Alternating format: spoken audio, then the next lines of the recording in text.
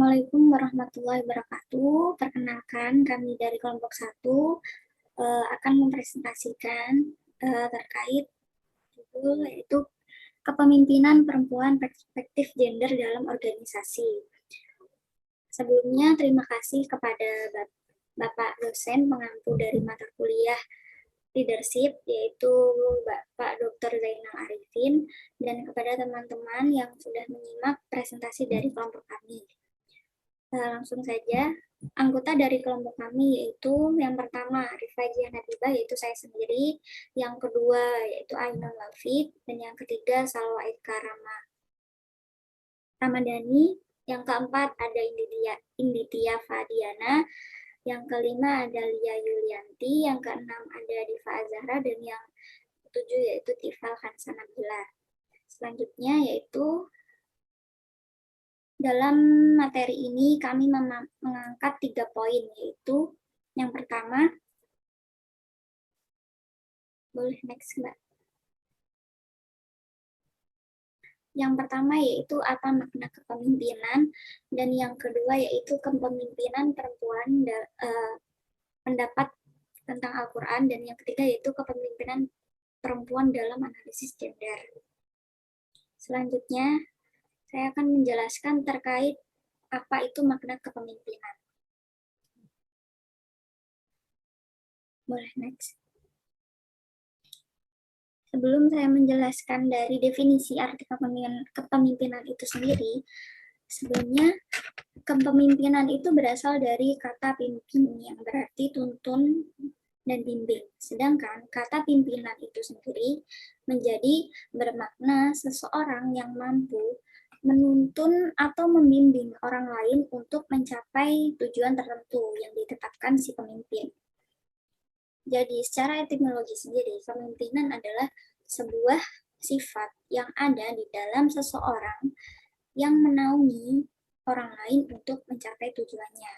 Nah, secara garis besar ditarik di sini, kepemimpinan berarti adalah suatu tugas yang menyeluruh, mengurus segala urusan baik agama maupun politik untuk satu tujuan, yakni kemaslahatan hidup umatnya. Selanjutnya akan dijelaskan oleh teman saya.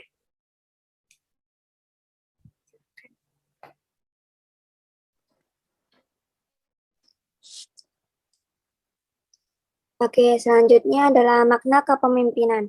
Nah, dalam jurnal Kepemimpinan Perempuan dalam Perspektif Islam, menurut Alan and Nelson, dalam bukunya Spirituality and Leadership, berpendapat bahwa pemimpin adalah orang yang mampu melihat dan mengemukakan visi, melakukan perubahan dengan cara menyelaraskan orang-orang dengan sumber daya dan mengatur orang-orang maupun sistem-sistem untuk mencapai sasaran-sasaran tersebut. Kemudian menurut Matondang, kunci suksesnya seorang pemimpin adalah kekuatan dan kemampuannya untuk mempengaruhi orang lain dalam suatu organisasi tertentu, sehingga dapat bekerja sama untuk mencapai suatu tujuan yang telah ditetapkan dalam suatu perencanaan. Kemudian, dalam jurnal Pemimpin dan Kepemimpinan dalam Perspektif Al-Quran, merujuk pada istilah khalifah, imamah, dan ulul amri. Istilah khalifah dikenal dalam dunia Sunni dan imamah dikenal dalam dunia Syiah, yakni sebuah bentuk kepemimpinan yang mengurus masalah keagamaan agama dan pemerintahan. Sedangkan istilah ulul amri adalah bentuk kepemimpinan dalam pemerintahan bangsa, negara, dan masyarakat. Selanjutnya akan dijelaskan oleh Mbak Salwa.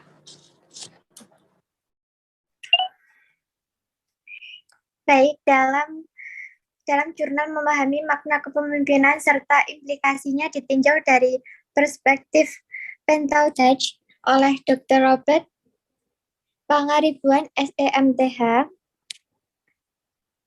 Sejak 14 abad yang silam, Al-Quran telah menghapuskan berbagai macam diskriminasi antara laki-laki dan perempuan. Dalam Al-Quran tersebut memberikan hak-hak kepada kaum perempuan sebagaimana hak-hak kaum laki-laki juga. Di antaranya, dalam masalah kepemimpinan, Al-Quran memberikan hak kepada kaum perempuan untuk menjadi pemimpin sebagaimana hak kepada laki-laki. Hal tersebut sesuai dengan penyampaian dari Ibu Susi Wahyuni bahwa tidak ada salahnya menjadi pemimpin kalau berbicara terkait pendidikan. Sekarang banyak perempuan yang telah menempuh pendidikan yang tinggi. Perempuan juga memiliki hak terkait dalam mengemukakan pendapat. Jadi tidak masalah jika perempuan menjadi pemimpin. Yang dijadikan pertimbangan dalam hal ini hanyalah kemampuannya dan terpenuhinya kriteria untuk menjadi pemimpin tersebut. Jadi, pemimpin itu bukan suatu monopoli kaum laki-laki, tetapi bisa diduduki dan dijabati oleh kaum perempuan. Bahkan jika perempuan itu mampu dan memenuhi kriteria, maka ia boleh menjadi hakim dan top leader tersebut. Untuk selanjutnya bisa dijelaskan oleh Mbak Inditya.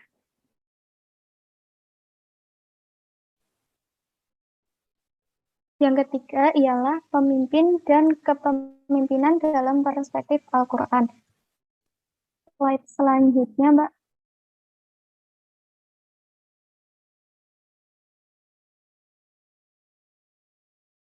Kepemimpinan Al-Quran dalam perspektif kepemimpinan perempuan dalam perspektif Al-Quran, ya ini jurnal oleh Amanda Fadila. Berdasarkan jurnal ini itu dengan landasan surat At-Taubah ayat 71. Di dalam surat At-Taubah ayat 71 mengemukakan bahwa perempuan juga bisa menjadi pemimpin, yang penting dia mampu memenuhi kriteria sebagai seorang pemimpin. Karena menurut tafsir Al-Maragi dan tafsir Al-Manar, bahwa kata aulia itu mencangkup wali dan arti penolong, solidaritas, dan kasih sayang. Aulia ini juga mencakup antara perempuan dan laki-laki. Jadi tidak melulu kata aulia itu merujuk kepada laki-laki. Dan pemenuhan kriteria di sini berdasarkan surat At-Taubah ialah amar ma'ruf nahi mungkar, yakni melaksanakan perintah Allah serta menjauhi hal-hal yang dilarang, mendirikan sholat, menunaikan zakat, dan mereka taat kepada Allah dan Rasul-Nya. Dan berdasarkan kriteria ini, perempuan harusnya juga memenuhi kriterianya sebagai aulia Allah. Dan yang kedua, Al-Quran tidak melarang perempuan untuk memasuki berbagai profesi sesuai dengan keahliannya. Di dalam Islam sendiri, contoh perempuan dalam profesi sesuai keahliannya ialah Khadijah, istri Nabi Muhammad. Sebelum menikah dengan Nabi Muhammad, Khadijah merupakan saudagar kaya raya serta ibu tunggal dengan 2 anak. Beliaulah pedagang perempuan cerdas dan sukses, namun dapat merawat dan membesarkan anak-anaknya dengan baik juga. Meski Khadijah merupakan pengusaha sukses dengan kekayaan berlimpah, namun ia mempunyai jiwa kemanusiaan yang tinggi. Ia dikenal dermawan dan punya rasa empati yang besar terhadap sesamanya. Dengan contoh Khadijah ini juga sebagai role model, yakni bahwa perempuan itu juga dapat berprofesi sesuai dengan keahliannya masing-masing. Dan yang ketiga ialah, namun dalam menjalankan tugasnya, wanita harus memperhatikan hukum-hukum atau aturan-aturan yang telah ditetapkan oleh Al-Quran dan As-Sunnah. Dan contoh hukum-hukum ini ialah tidak terbengkalainya urusan rumah tangganya apabila ia sudah memiliki keluarga dan suaminya. Dan setelahnya adalah harus adanya izin dari orang yang bertanggung jawab. Apabila ia sudah menjadi istri, maka posisi orang yang mempertanggungjawabkan perempuan itu ialah suaminya. Dan apabila belum menikah, ya yang bertanggung jawab dari perempuan itu ialah kedua orang tuanya. Serta dapat menghindari dampak-dampak negatif terhadap diri dan agamanya.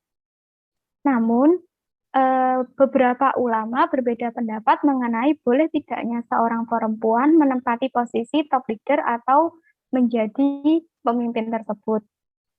Selanjutnya akan dibacakan oleh penjelasan selanjutnya akan dibacakan oleh Mbak Lia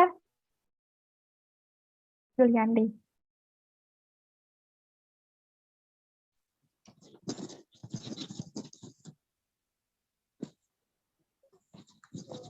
Baik, selanjutnya yaitu peran kodrati.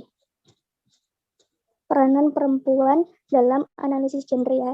Yang pertama yaitu ada peran kodrati, peran ekonomi, peran sosial, peran politik, dan peran pemimpin. Yang pertama yaitu peran kodrati. Kodrat sendiri adalah sesuatu yang ditetapkan oleh Tuhan Yang Maha Esa, sehingga manusia itu tidak mampu untuk merubah ataupun menolaknya.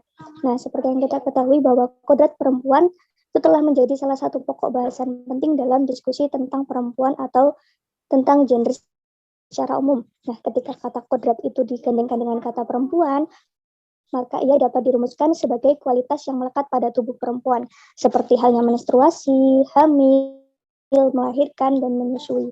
Nah, kualitas-kualitas tersebut membentuk rumusan esensial kodrat perempuan.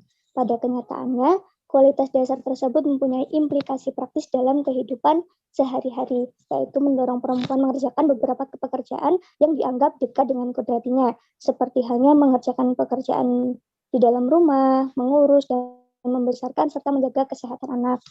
Nah, misalnya praktik masyarakat yang sudah berkembang di kehidupan kita itu menempatkan suami sebagai pencari nafkah dan istri sebagai ibu rumah tangga.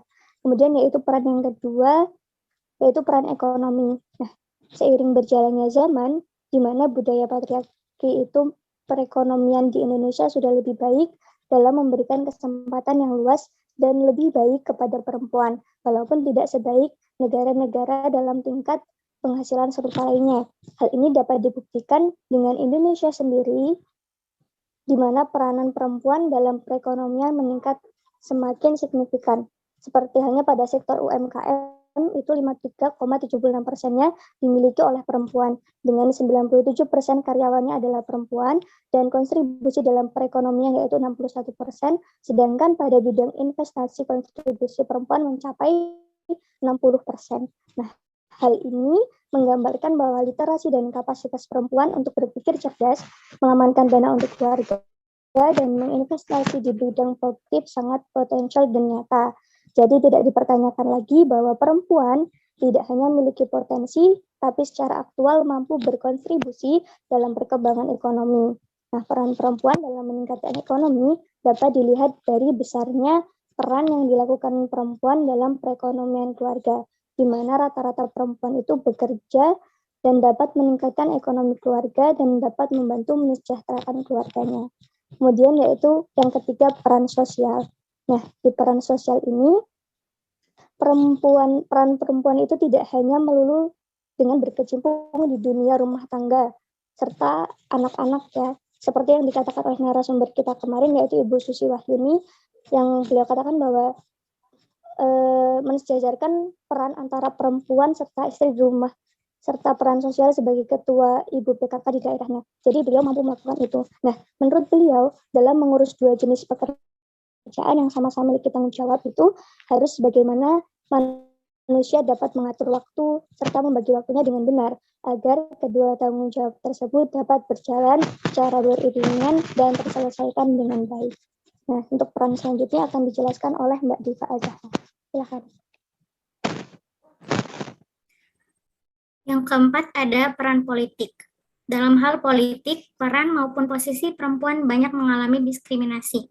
Masalah peran dan posisi kaum perempuan di wilayah publik merupakan bagian dari hak-hak asasi yang setiap manusia berhak memilikinya. Namun, cukup ironis ketika kaum perempuan justru banyak yang belum memahami tentang hak-hak mereka dalam dunia politik. Politik di Indonesia masih erat dengan diskriminasi gender. Untuk memperbaiki kondisi perempuan, biasanya diadakan pelatihan tentang isu-isu gender, pembangkitan kesadaran perempuan, dan pemberdayaan perempuan dalam segi kehidupan ekonomi, sosial, dan politik. Penyebab dari kenapa perempuan kurang berpartisipasi dalam dunia politik itu ada 4. Yang pertama, secara kultural dan diperkuat oleh interpretasi agama yang memandang bahwa perempuan itu memiliki derajat atau makhluk yang berada di bawah laki-laki atau di bawah kepemimpinan laki-laki. Yang kedua, akses perempuan terhadap ekonomi dan informasi itu sangat kecil. Yang ketiga, pernah dihancurkannya gerakan perempuan di masa Orde Baru. Dan yang keempat adalah kurangnya rasa percaya diri pada perempuan. Yang kelima ada peran pemimpin. Prinsip kesetaraan gender laki-laki dan wanita. Dalam kaitan ini, Nazaruddin Umar menyatakan bahwa kesetaraan laki-laki dan wanita itu terdiri dari 4 poin. Yang pertama, laki-laki dan wanita sama-sama hamba Allah. Yang kedua, laki-laki dan wanita sebagai khalifah di bumi. Yang ketiga, laki-laki dan wanita menerima perjanjian primordial. Dan yang keempat, laki-laki dan wanita itu berpotensi meraih prestasi. Dalam hal ini, laki-laki dan perempuan mempunyai peran yang sama dalam atau sebagai khalifah yang akan mempertanggungjawabkan tugas-tugas kepemimpinannya di bumi. Sebagaimana halnya laki-laki dan perempuan harus bertanggung jawab sebagai hamba Allah. Bahkan Al-Quran mengabadikan citra perempuan ideal yang memiliki kemandirian politik dan sifat kepemimpinan seperti sosok Ratu Balkis, penguasa perempuan yang mempunyai kekuasaan besar yang tercatat di dalam Al-Quran surah An-Naml ayat 23. Yang artinya, sesungguhnya aku menjumpai seseorang perempuan yang memerintah mereka dan dia dianugerahi segala sesuatu serta mempunyai singgasananya yang besar. Diabadikannya kisah Ratu Balkis, penguasa kerajaan Sabak pada masa Nabi Sulaiman ini mengisyaratkan bahwa Al-Quran sebagai sumber pokok hukum Islam telah mengakui keberadaan perempuan yang menduduki puncak kepemimpinan di sektor publik. Dengan kata lain, ayat ini secara tersirat memperbolehkan perempuan menjadi pemimpin termasuk kepala negara sekalipun. Next, Mbak.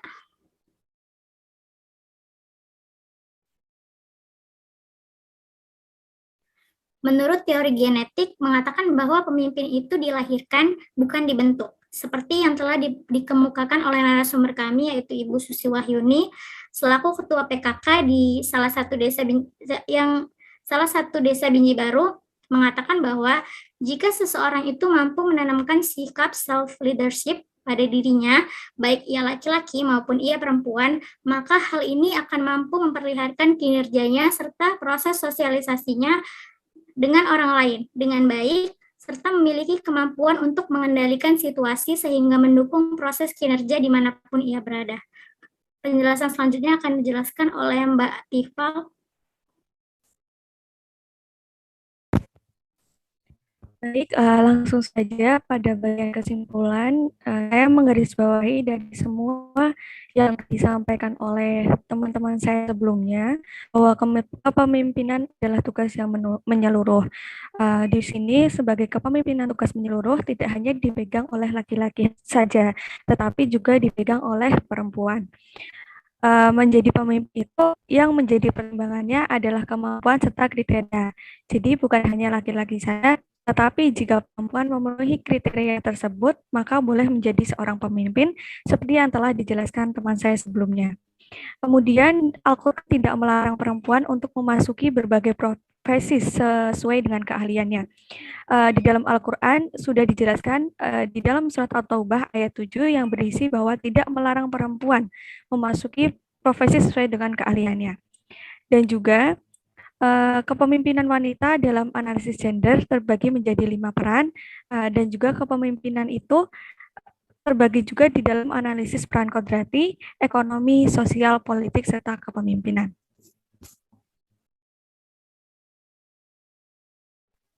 Terima kasih. Sebelumnya saya juga mengucapkan terima kasih kepada Bapak Zainal Arifin selaku dosen pengampu leadership. Kemudian saya juga mengucapkan terima kasih kami dari kelompok pertama kepada Ibu Susi Wahyuni selaku Ketua PKK dari Desa Binjai Baru, serta seluruh teman-teman yang telah berpartisipasi secara aktif dalam presentasi kita dan mendengarkan secara seksama, serta terima kasih juga telah memberikan kesempatan kepada kami untuk menjelaskan terkait perempuan dalam kepemimpinan perempuan, dan saya mewakili teman-teman semuanya mengucapkan terima kasih serta maaf sebesar-besarnya jika dalam kata atau presentasi kami terdapat 1, 2 atau banyak kesalahan dan kekurangan. Dan selanjutnya bisa dilanjutkan di Classroom atau WA Group untuk diskusi bersama. Terima kasih kami ucapkan. Sekian, wassalamualaikum warahmatullahi wabarakatuh.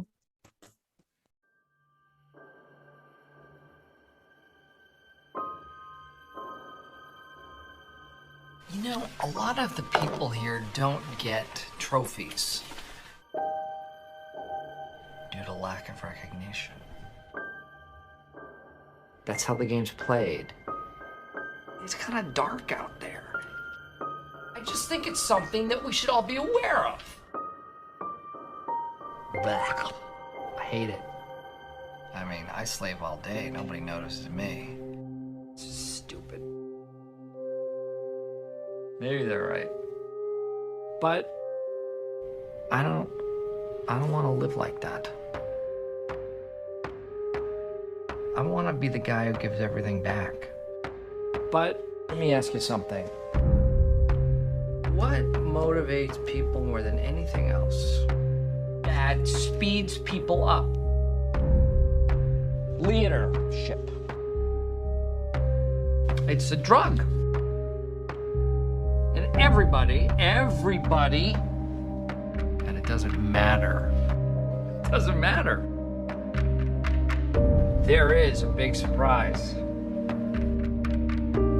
The big surprise is teamwork. The best in every one of us. Celebrate diversity, right? Celebrate good times. Come on! How long does it take for you to do something simple? I live by one rule. Today I got up. Today I am in charge. I have to do it myself. People out there are expecting it. I've already set the bar really high. This is my world. This is improv. And that is all I needed. Because I'm him. What a great guy. I love him. I love him. I'm good.